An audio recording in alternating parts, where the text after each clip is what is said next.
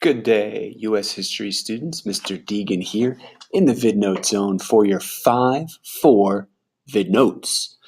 Learning target for today, I will understand the social impact of the war on women, on African Americans, on the common Civil War soldier, and on the home front. Not the battlefield, but the home front. And here you see a Civil War soldier who is thinking of that home front, thinking of perhaps a sweetheart back home or a wife and children. Let's learn more. African Americans during the Civil War.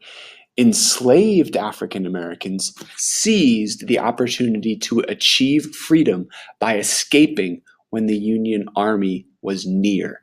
This is a picture of a camp. You see the tents of runaway slaves protected by Union troops in nearby Richmond, Virginia. The Union soldiers protected these runaways and wanted them to be free.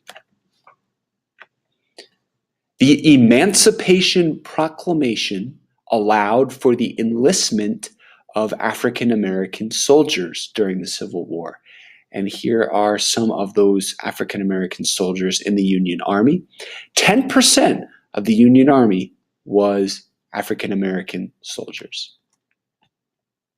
Although slavery ended with the 13th Amendment, African Americans did not achieve full equality in the U.S. during the next 100 years.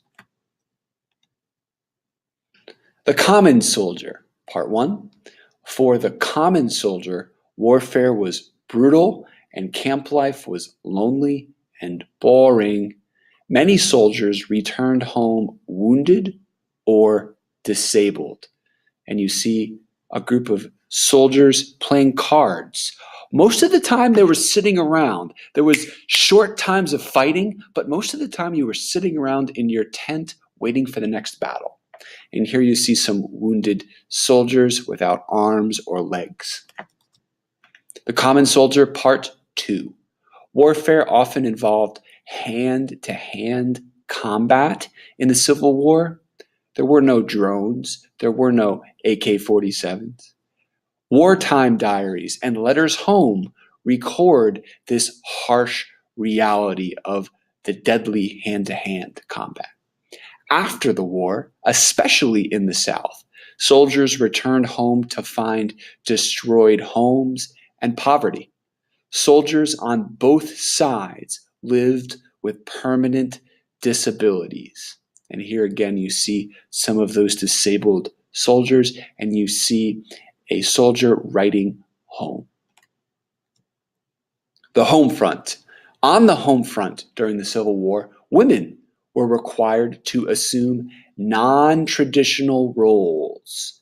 And you see a group of women in mines. Women managed homes and families with scarce resources, not a lot, during the Civil War. Women also faced poverty and hunger on the home front, and they assumed new roles in agriculture, nursing, and war industries. Here you see a female nurse who's taking care of soldiers during the Civil War. The leaders after the war.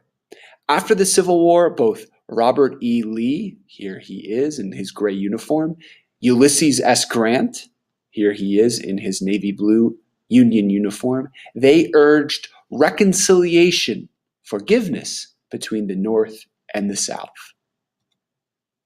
Grant, let's look at him after the war.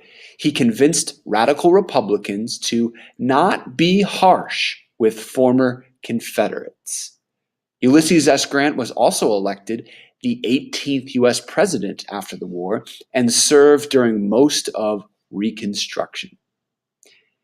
Grant advocated rights for the freed slaves, and he opposed retribution, meaning revenge, directed at the defeated South.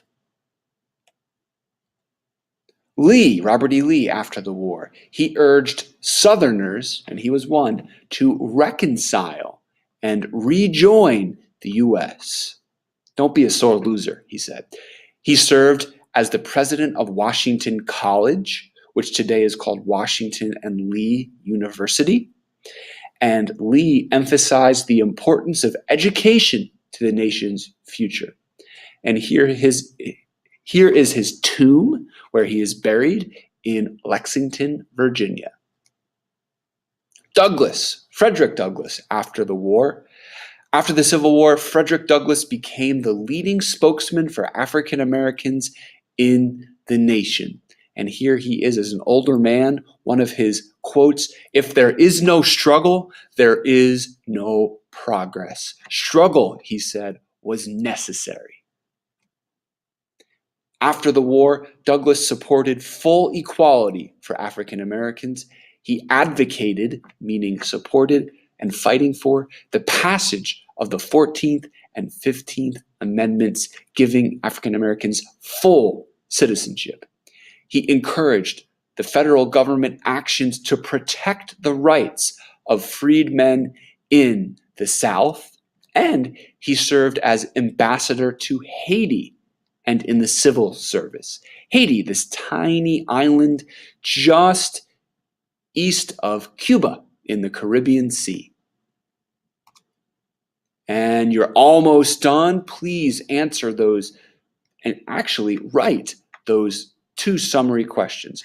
What are 2 questions you'd like to know more about?